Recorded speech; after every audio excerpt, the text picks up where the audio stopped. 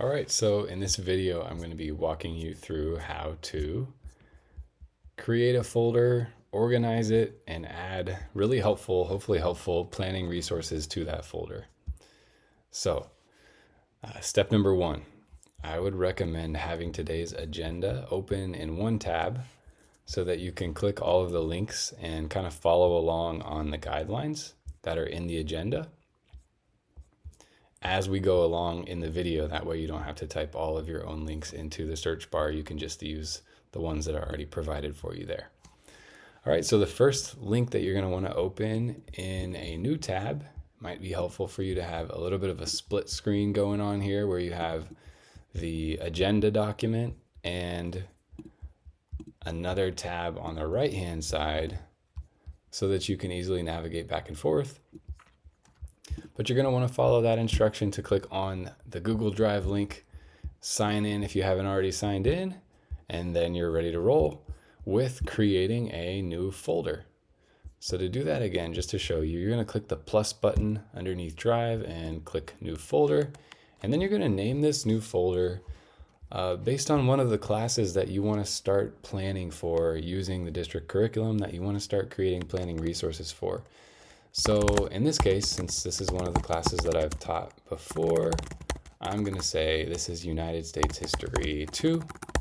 You guys can name it based on a class that you actually do teach. So this is actually something that you can use in the future going forward. And then once you've named it, go ahead and click Create.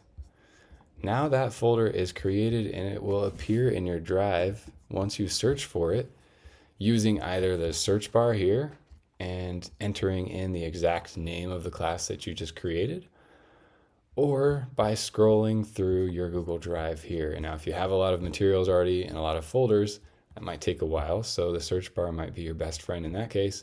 But I've found that another way to differentiate between the folders that you've created is to give it a color.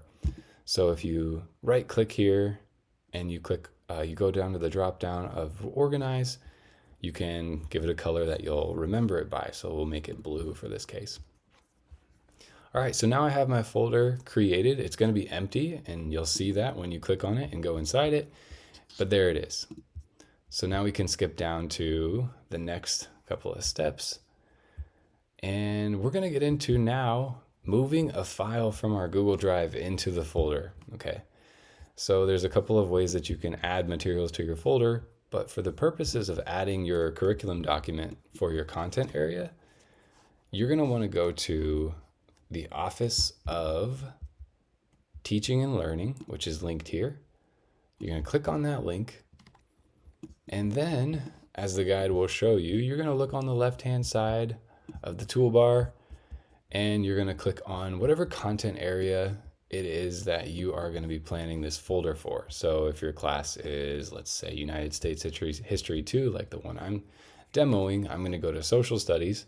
But if you're planning for, English 4, you're going to go to ELA or whatever the case may be. So just to show you, I clicked on Social Studies just now, and it's going to open up to, in my case, a curriculum guide. And that's what I'm interested in. What I want to do is find the curriculum guide for my content area.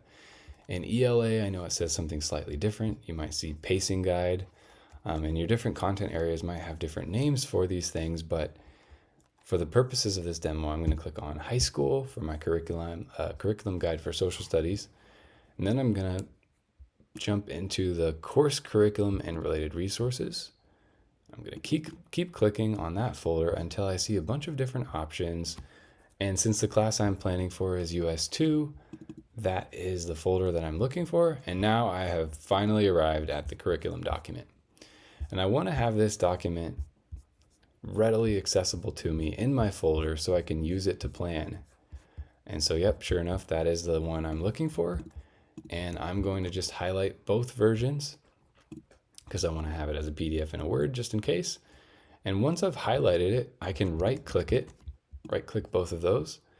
And I'm going to hover over Organize.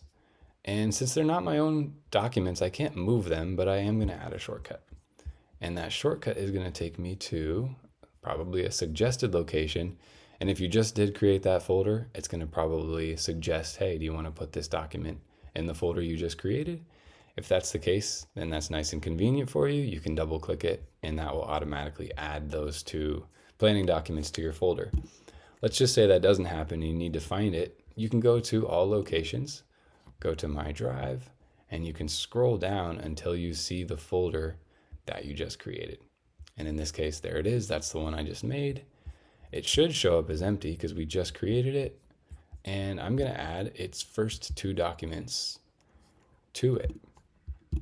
So when I go back to the folder, it's no longer empty. They just popped up. You may need to hit refresh for them to actually appear, but there are my curriculum guides that I'm going to be using for lesson planning going forward. And this in the guidelines can take you through all of those steps in case you need to revisit any of them.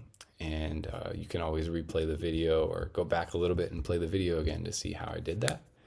This guide will kind of take you through it as well. All right. So now that I've added my shortcuts, I have my curriculum planning document. The next step that I want to take is looking at some lesson plan templates because I want to have those templates in my folder for any time I want to make my lesson plans as well. So there are a bunch of different lesson plan templates in all of your content areas. But again, for this demo, I'm going to use the social studies one. So I click on it. And the first thing I want to do is I want to have my own personal copy of this template that I can then make my own copies from. So I'm going to click on File, Make a Copy, and I'm going to rename it with my last name and then an underscore. You could also just put a space there. And you know what? I'm going to just make sure that this document is going into the folder that I've just created. So to do that, it's a similar process to the one we just did. I'm going to double click and add it. And there I see the other curriculum documents I've already added to the folder. And I'm just going to put one more document into that folder, which is my lesson plan template. And if I go back over to my other tab where I have my folder that I've just created, there it is. It just appeared and I show up as the owner because I created my own copy. So if you scroll down a little further, that takes you through the steps that I just showed you.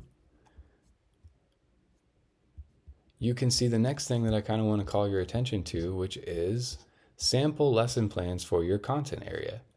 And so I'd highly encourage you to take a look at these lesson plans. These are from teachers who have submitted lesson plans that are strong in a lot of different elements. They have sort of the main things that you want to include in your lesson plans as you're planning and submitting them on a bi-weekly basis. And they are there for you in the different content areas that you might fall into. And so for your content area, go ahead and take a look at these lesson plans. And you may even, just like we did before, you may even want to make a copy of them. Or you don't have to really bother about making a copy. You could just add a shortcut to your drive and throw one of those sample lesson plans into that planning folder that you have going so you can take a look at it anytime you need a little bit of an exemplar or a model to base your own plans off of. In terms of, okay, if you're wondering, okay, what are the elements of the lesson plan that I need to include? That would be a great place for you to start. And from there, you can take a look at the next couple of items on our planning checklist, starting with long-term planning and then moving on to short-term planning. For the long-term planning, I've created a resource that once you click on this link, it'll automatically make a copy once you click the blue button. And then again, as we've kind of gotten in the habit of doing, you can move that copy that you've created into where else but the folder that you just created in Google Drive. And then I'm going to go through that process. And just to check on that, I will have my monthly planning calendar. And that's kind of for my more long-term planning. Then I'll have my framing the lesson if I make a copy. And I move that copy once again into my class folder. So with these resources, you have a great starting place for making your own 2-week lesson plans and having all those resources there for you in one place. And in the rest of today's session, you can start to explore the resources and actually fill them out for yourselves. I would recommend starting with the long-term planning to get an idea of the sequencing of your planning on a day-to-day basis. This is helpful because you can look to the very end of your unit. Let's say my unit is ending at the end of March, right? And I'm deciding, all right, that's when my assessment is going to be. What are the things that I need to take my students through on an incremental day-to-day basis? Starting with kind of the unit, and then the topic, and then what's the text that they're going to be interacting with that day, or what's the lab that they're going to be interacting with that day, or what's the math set of problems or topic that they're going to be looking at. And I can make my plan on an incremental basis, like I said, having a way for them to progress through those different topics until they get to the point of mastery, and hopefully to the point where they can actually demonstrate proficiency on that assessment. And one of the best practices that I would encourage you to think through is having your assessment prepared ahead of time so that you can make sure you're preparing them on a daily basis for proficiency on that assessment. So working backwards from the assessment that you've already created, then thinking through, okay, how do I take my students through the content, through the skills that they need to master in order to be proficient and to demonstrate proficiency on that summative assessment at the end of the unit. And then on the framing the lesson slides, you can start to work on maybe for tomorrow's lesson even, how can I frame tomorrow's lesson? What will we be doing that day? What will students need to know ahead of time? Or what will students have already learned ahead of time? What's their prior knowledge? And then what are they going to be learning after that? And you can use this as a template as well as a sample to think through how you can start incorporating this in your daily lessons, something that you might want to share with your students at the start of the lesson before you release them to interact with their source that they're going to be studying that day. And then eventually, at the end of the lesson, you are going to want to get students demonstrating their knowledge, demonstrating their learning on a day-to-day basis as well. And so this is something here for you to just kind of think through. How are you incorporating direct instructional tasks or demonstrations of learning for your students on a day-to-day basis?